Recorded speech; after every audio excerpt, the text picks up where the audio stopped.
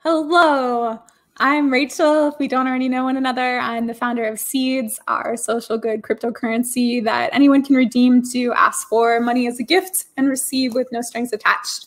We're working to transcend the dumb binary and late stage capitalism that compartmentalizes giving and building abundance yourself. So anytime you help someone in need through Seeds, we give you Seeds cryptocurrency and thanks. So yeah, if you want to check that out, we would love to have you see what we're up to.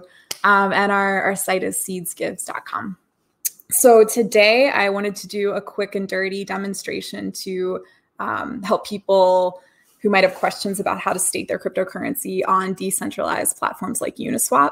So we're going to dive in. I'm recording this in January of 2021. So we're going to be using Uniswap version 2, which went live a couple months ago, I believe. So I'm going to share my screen. So here we go. Yeah, so I don't think I said this already. So Uniswap's URL is uniswap.exchange. Maybe I did say that. Yeah, so when you're staking cryptocurrency, it's a really fucking cool thing because on centralized exchanges like the New York Stock Exchange or Coinbase or Gemini, there's some rich people behind it, like the Winklevoss twins, for example, the co-founders of Gemini, who put up a bunch of cryptocurrency to provide the liquidity needed to execute trades. And they therefore get paid fees when we make trades on their platform. So they're getting richer and richer. The Winklevoss twins are already billionaires, right? Whenever we're using a decentralized platform like Uniswap, it's really exciting because we, the people, put up the liquidity together democratically in order to allow others to execute trades. And then we get paid those fees. So when you're staking your cryptocurrency, it's this awesome opportunity to just participate in a system that can transcend what's dumb about the design of the old system. It provides financial access to anyone in the world with an internet connection. And yeah, it doesn't contribute to making the same people richer as it did in the past. So when you stake, you get paid those trading fees when traders execute trades in proportion to the amount that you staked in the pool.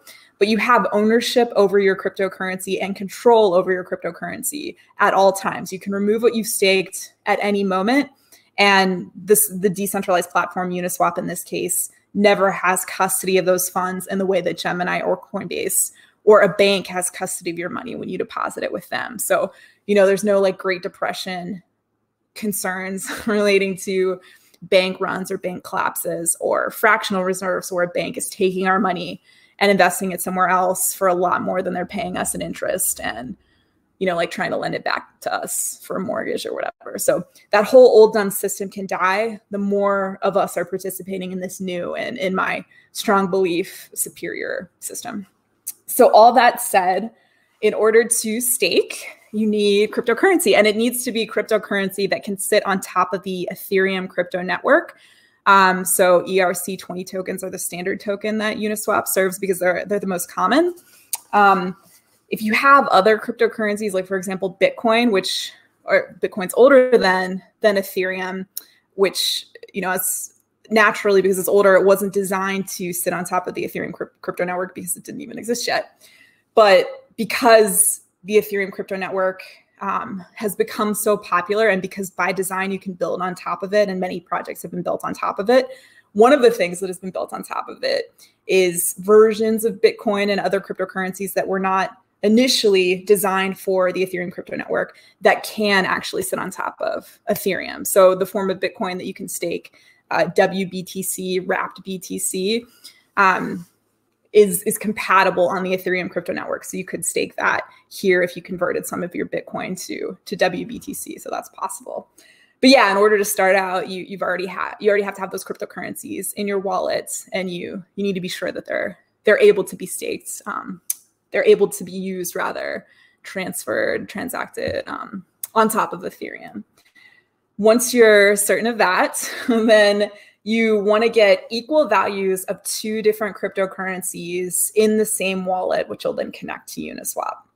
So what that means is that in the example here that I'm going to show in this demo, we're going to use Seeds, our social good cryptocurrency, and Ether. So in order to stake, say, $10 USD worth of Seeds, I need to have that $10 USD worth of Seeds in my wallet, the wallet that I connect on Uniswap up here on the top right.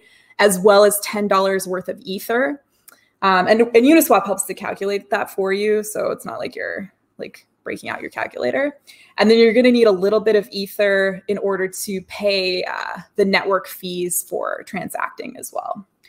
So once you have that in your wallets, you're going to connect it at the top right, as I alluded to. You want to go to pool up here on the top left because you're adding to a liquidity pool. If you wanted to execute a trade, you would go to swap instead, but here we're adding to the liquidity pool.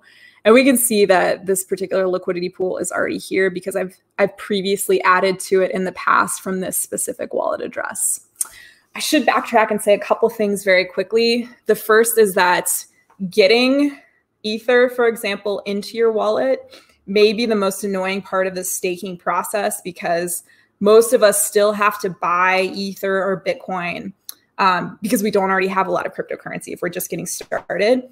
You know, we have to use fiat currency like the US dollar to buy Ether on an exchange like Coinbase or Gemini, a centralized exchange.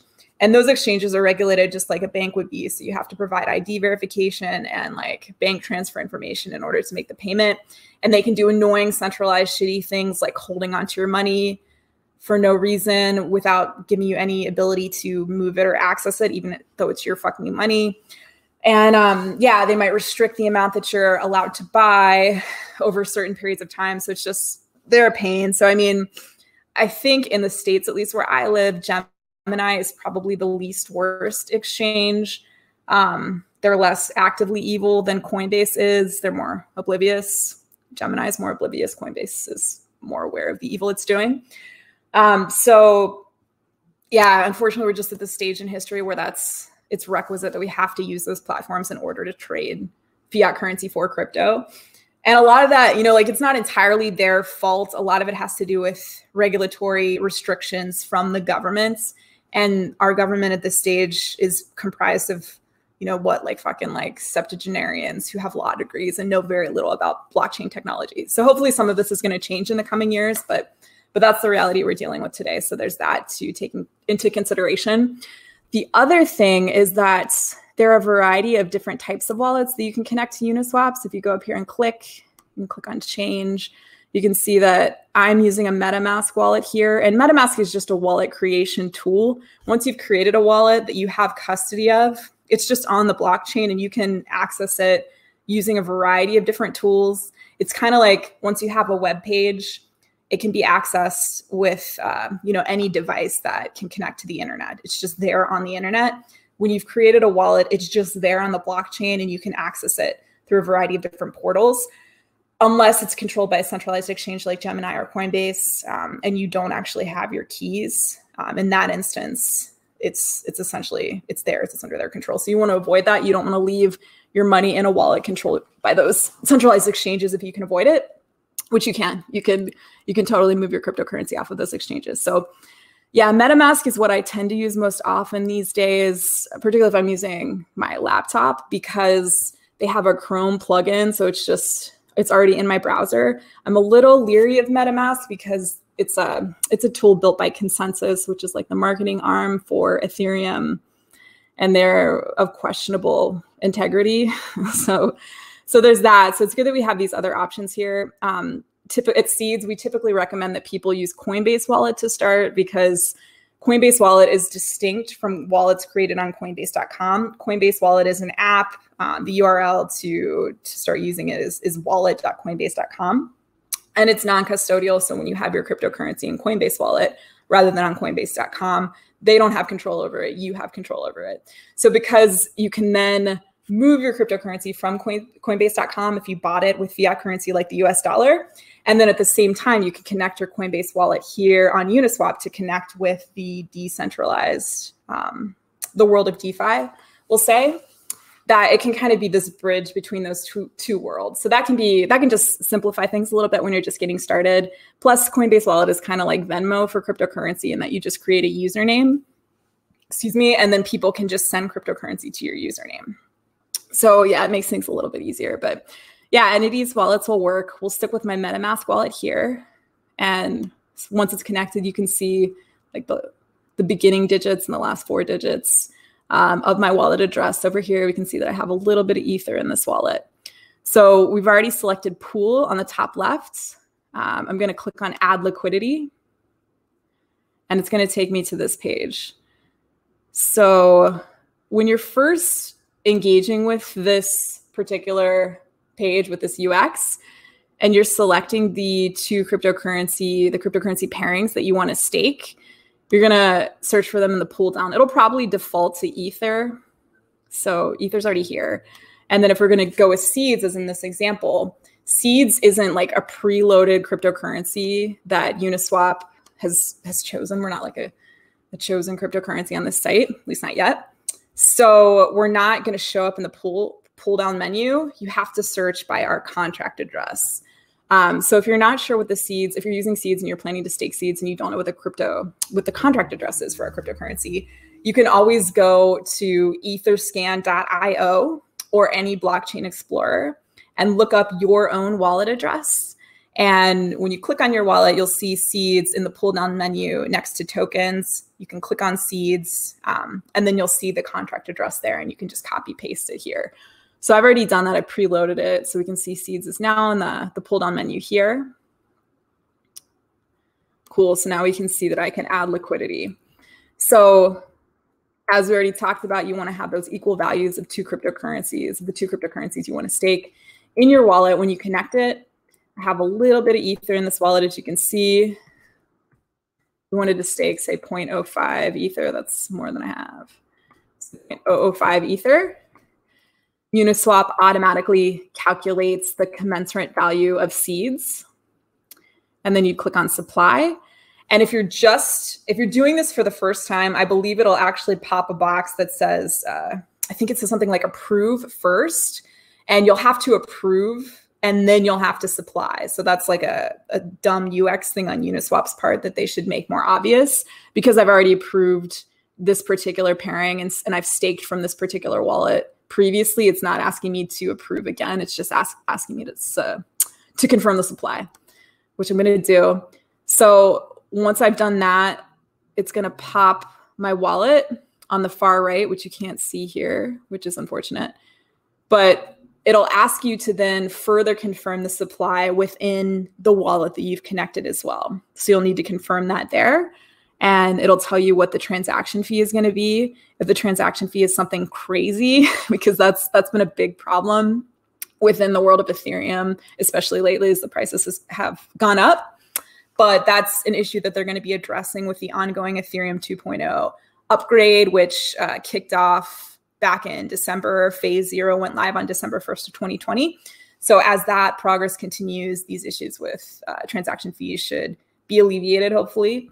But yeah, the thing is, like it's a variable thing. So if you see that the transaction fee is too high and you don't want to pay that right now, you can just wait a little bit and see if it's a little lower, in 30 minutes or whatever. You can just check back a little later. But when you've confirmed that in your wallet, you've seen the transaction fee and, you've confirmed supply here, then it's just going to go ahead and stake those two commensurate values of cryptocurrency. And you'll see, if you look at what happened within your wallets on the blockchain, you'll see that the seeds, as in this example, and the Ether went out. And you'll see that something called Uniswap v2 came into your wallet instead. And what that functions as is sort of like a mathematical placeholder. It's keeping track of your share of the pool, of the liquidity pool, so that you still retain control of your cryptocurrency, because you have that just that marker that's continually keeping track of what you should be paid and the profits that you've made. So that the moment that you decide to unstake your seeds and your Ether, which you can do at any time, it will know exactly what to send you back. And when you unstake your cryptocurrency on Uniswap, it will then swap that Uniswap v2 liquidity pool token for the amount of seeds and Ether that you should receive in payment.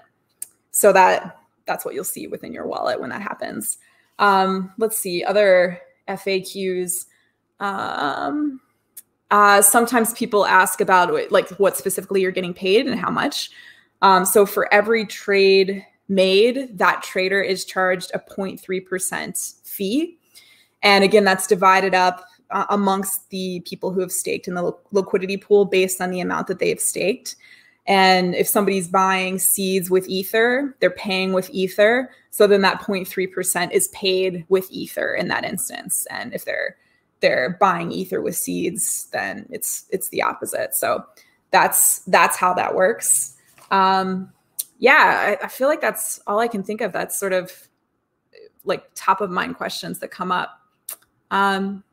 Yeah, you should stake. And we have a bonus ourselves. Seeds does in 2021. If you want to make a gift to help someone in need, you can do so at seedsgives.com/help. We'll send you a commensurate amount of seeds and thanks. So if you give $25 to help someone in need, we'll send you 25 USD worth of seeds. And if you then stake them, the earlier in the year you do it, the bigger bonus we'll give you at the end of 2021. But for those who leave their seeds staked through the end of the year, we'll offer up to 120% of that amount. So you can more than double your seeds for staking, and it's prorated daily.